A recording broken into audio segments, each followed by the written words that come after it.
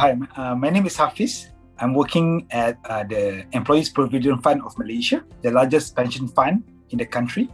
I currently lead the real estate department as well as managing director of Kuala Land, the master developer of Kuala Damansara in Klang Valley, Malaysia.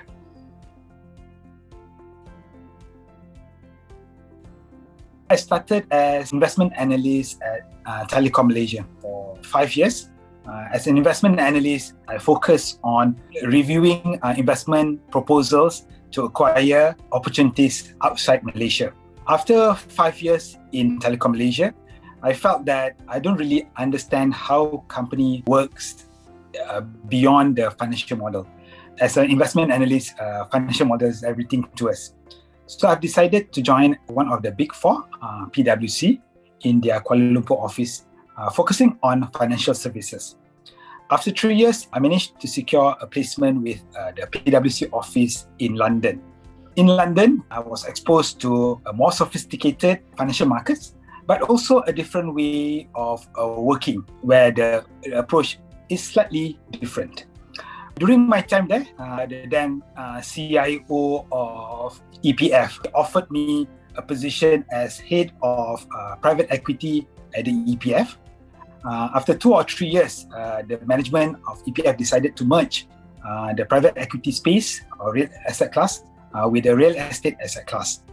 And then I was appointed to be the head of private markets. After a few years in private markets, I moved into the fixed income space where we focus on corporate bonds, both from primary as well as secondary. At the end of 2019, I went back to the real estate department and also appointed as the managing director of Kuala Land.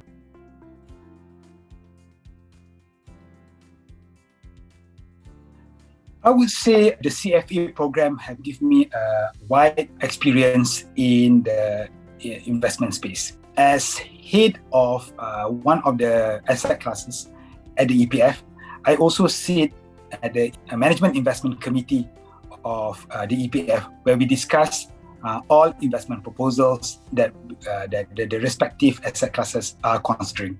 As someone that focuses on real estate or private equity, it's not possible for me to really understand in greater detail other asset classes such as equities or government bonds. So what the CFA program offers is that when you are sitting at that level as a member of the investment committee, you're able to, number one, ask the right questions, because the fundamentals of the CFA program help you to really understand what are the fundamentals. The other aspect is how it helped me in the areas of problem solving, whether you are at a fairly entry level in the corporate life, mid-level, or even very senior level. You constantly need to be able to solve problems. In order for you to solve problems, obviously the depth of experience, but the breadth of experience or knowledge is fairly important to ensure that any proposal or recommendation that you put forward have considered all aspects, be it internal or external factors, and the CFA programs offer that to you.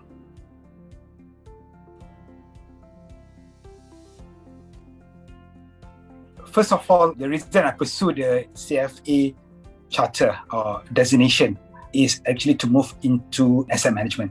My sister was a fund manager, and I felt this is a great opportunity for me to move my career.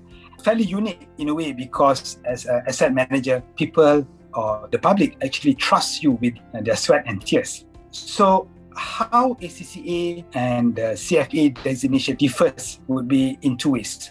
One, ACCA gives you a good inside view on how company runs and how company should run, particularly from an accounting perspective. However, on the flip side, CFA program actually allows you to understand how the public or the investor community would perceive your decision. This is particularly important when you are sitting at the management level as well as board level, where these 2 factors, internal as well as external factors, are important in order for you to make the right decision for the company or even a pension fund like the EPF.